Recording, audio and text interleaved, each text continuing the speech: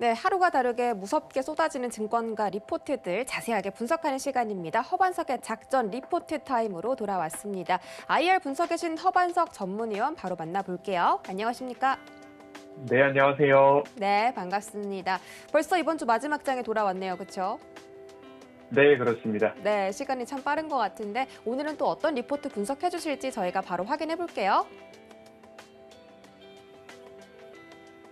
네, 이번 주 리포트는 이번 주에 5G 섹터 리뷰해드렸던 통신 장비 업종에 대해서 다시 한번 설명해드리도록 하겠습니다. RF 머트리얼즈와 RF HIC, KMW 이 세 가지를 허반석의 체크리스트 통해서 매매 작전 세워봤는데요. 우리 투자자분들이 눈여겨봐야 할 이 종목들에 대해서 다시 한번 리뷰 부탁드릴게요. 네, 이번 주는 통신 장비 업종 리포트를 시작으로 화요일은 RF 머트리얼즈, 수요일은 RF HIC, 목요일은 KMW까지 살펴봤습니다. 오늘 이 일주일 동안 살펴본 리포트에 대한 전체적인 리뷰를 진행하는데요. 산업과 시장에 대한 부분들, 기업으로는 매출액과 영업이익이 증가하는 부분, 그리고 미래를 이끌어갈, 추세를 이어갈 모멘텀까지도 체크를 하면서 매수를 하신다면 아직까지 이 탑다운 방식으로의 시장 접근, 수익을 낼 수 있는 환경들이다라는 말씀으로 시작을 해보도록 하겠습니다. 통신장비에 대한 업황을 먼저 말씀을 드렸습니다. 모든 것이 좋아지고 있지만 업황, 결국엔 매수세가 언제 시작되는지 그 부분만 체크한다면 그 반등세에 올라탈 수 있다라는 부분입니다. 실적 회복이 지연되고 있는 부분인데요. 결국엔 코로나19 이야기를 안 할 수는 없을 것 같습니다. 미국은 주파수 경매 전후로 그리고 글로벌 투자 회복까지도 예견되고 있는 상황이고 삼성전자가 수주를 이어가고 있는 상황이지만 이 코로나19로 인해서 물류에 대한 부분들 그리고 투자에 대한 부분들 인프라 확대에 대한 것까지도 아직까지 진행이 조금 진척이 더디고 있다라는 부분이 아쉬움을 더 짙게 만들고 있습니다. 지난해 9월 버라이즌향 수주가 이어졌음에도 불구하고 여전히 주가는 아직까지 조정을 받고 있다.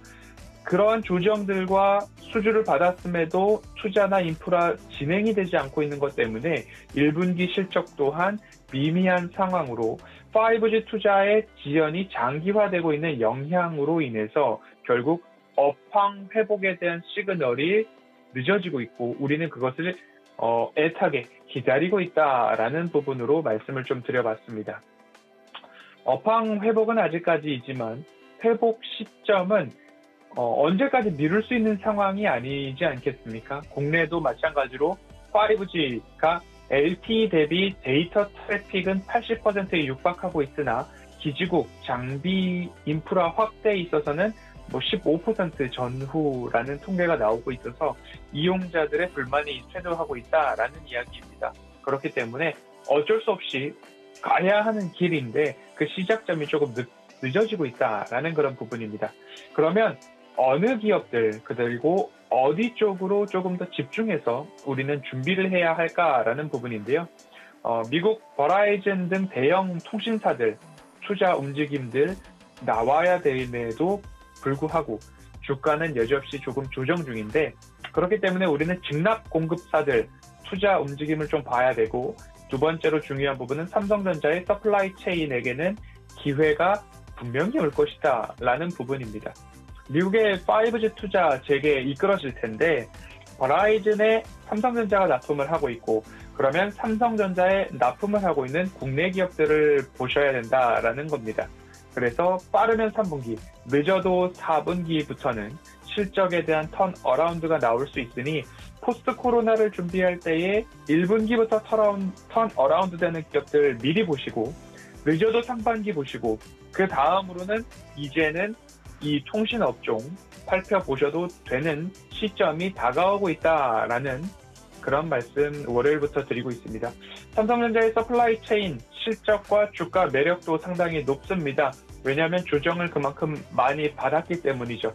지난해 12월부터 버라이즌향 공급이 시작되고는 있지만 조금은 미미했다라는 말씀 다시 한번 드리고요. 삼성전자 주도로 공급이 이루어지고 있기 때문에 그 점유율과 공급 시기에 따라서 협력사들로 나아가는 낙수 효과도 시기적으로는 조금 등락 그리고 차이가 있을 수 있다라는 이야기 리포트가 전해주고 있습니다. 그래서 최선호주의 자격을 조금 요약해보면 버라이즌향 공급에 참여하고 있는 삼성전자 서플라이 체인이어야 할 거고요. 시장에서는 점유율이 높은 기업이고 당연히 점유율이 높으려면 기술력이 있어야 된다라는 부분입니다. 그리고 통신 장비 RF 부분뿐만 아니라 다른 쪽으로 반도체나 증폭기나 이런 쪽으로의 사업도 영위하고 있으면 더할 나위 없이 좋겠다라는 말씀 드렸습니다. 축약해서 기업 이름을 살펴보면 5G AFU 안테나 필터 쪽으로는 기가레인 에이스테크, GNA, 질화 갈륨 트랜지스터나 증폭기 쪽으로는 RFHIC, RF 머트리얼즈, 광 트랜시버 쪽으로는 오이솔루션, 테이스 쪽으로는 서진 시스템까지 살펴보았습니다. 이런 삼성전자 서플라이 체인을 좀 보셨으면 하고요. 그리고 이 5G에 대해서 희망을 놓지 않고 있는 부분은 결국엔 이 프라이빗 5G에 대한 부분입니다. 이 부분은 결국 통신사가 구축해 놓은 망뿐만 아니라 개별 민간 기업들을 위한 사설 프라이빗 5G 통신망이라고 보셔야 되는데 결국엔 로봇이나 자율주행, 스마트팜이나 스마트 팩토리, 조선소까지도 그들만을 위한 빅데이터가 왔다 갔다 하고 AR, VR을 산업 현장에 적용을 시키고 한다면 보안과 속도 측면에서는 이 프라이빗 5G망이 꼭 있어야 된다.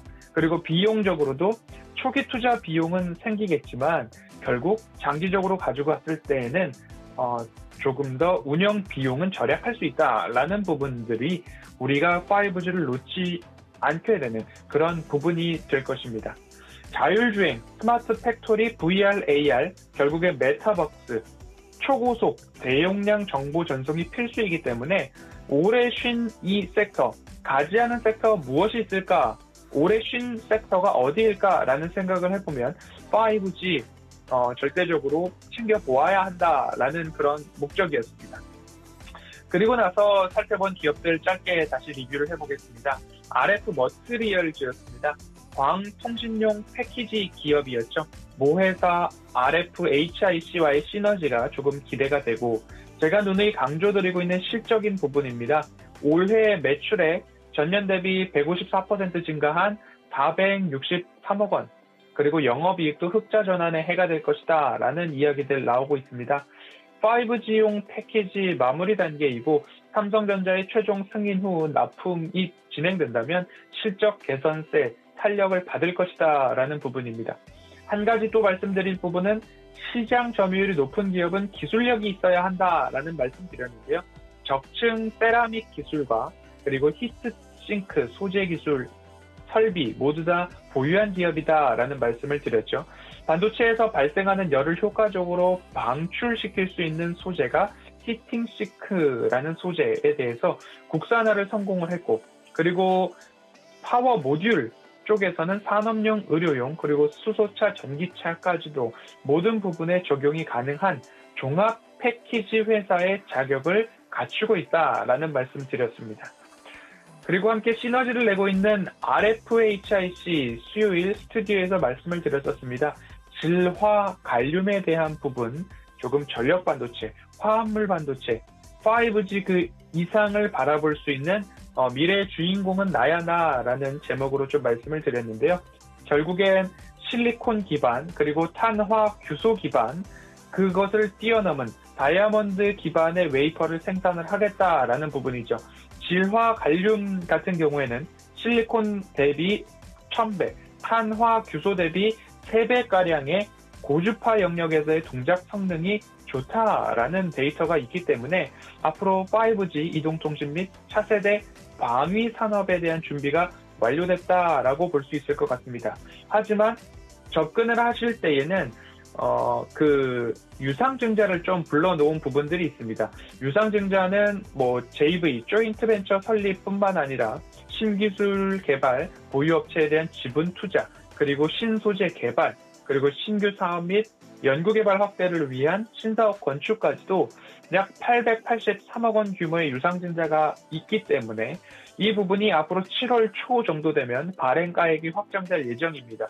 기존 주주분들이 약 주주 가치가 약 12% 내외로 좀 있는 상황인데 유상증자를 볼 때 무조건 악재다라고 볼 것이 아니라 이 유상증자의 자금이 어떻게 사용되는 목적이 무엇인가를 좀 봤을 때 RF 부분에 집중하고 있는 사업 구조를 IT 전반으로 확대할 수 있는 그런 기반이 되지 않을까라는 말씀을 좀 한번 드리고 싶고요.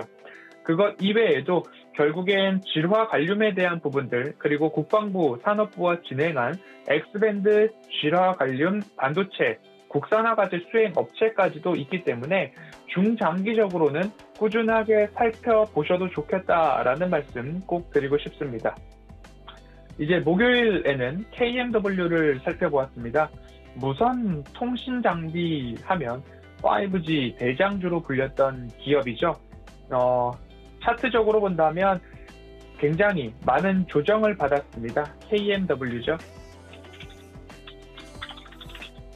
정말 대세 상승을 이룬 이후에 조금 큰 조정을 이어왔지만 이 추세선으로 봤을 때 추세선을 가장 낮게 잡아도 이 구간으로는 다시 회귀할 수 있는 기회가 이제 오고 있지 않나라는 말씀을 드렸습니다.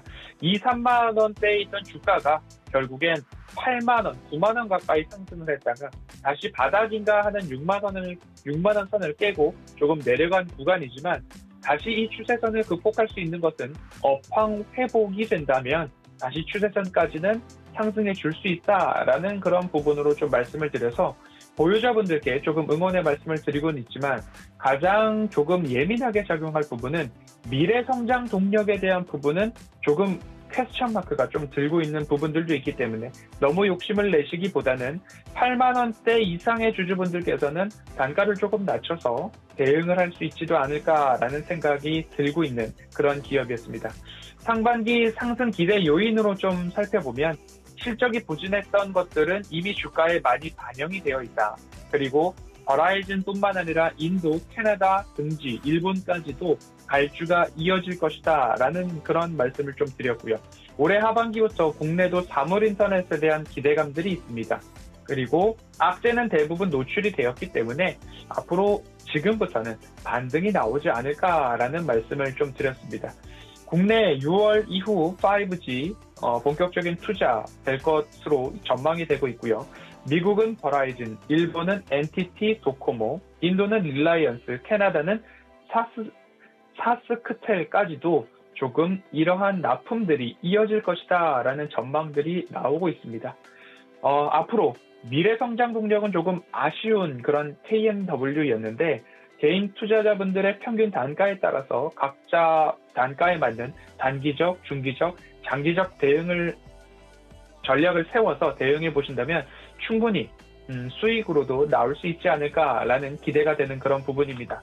앞으로 프라이빗 5G를 포함해서 모든 측면에 있어서 통신 장비 업체는 코로나19가 조금 잠잠해지고 미국에서의 이 5G 그리고 또한 인프라 투자 법안이 현재 백악관과 민주당, 공화당 모두 조금 이견이 있는 상황이지만 그 부분이 이제 해결이 된다면 인프라 투자와 함께 이슈를 받을 수 있는 충분한 매력이 있는 섹터이기 때문에 이번 주 이 통신 장비 업종을 좀 살펴보았습니다. 이 부분 꼭 살펴보시고요. 가격적인 전략도 보시고 RFHIC 같은 경우에는 유상증자가 있기 때문에 너그러운 마음으로 가격 전략을 세워보셨으면 좋겠다라는 말씀까지 좀 드리도록 하겠습니다. 살펴본 리포트에 대한 부분들 노란톡 오픈 채팅방에 올려드리고 있고요. 클립 영상도 공유해드리고 있으니까 함께 참여해 보셔도 좋을 것 같습니다. 이번 주는 통신 업종 여기까지 살펴보도록 하겠습니다.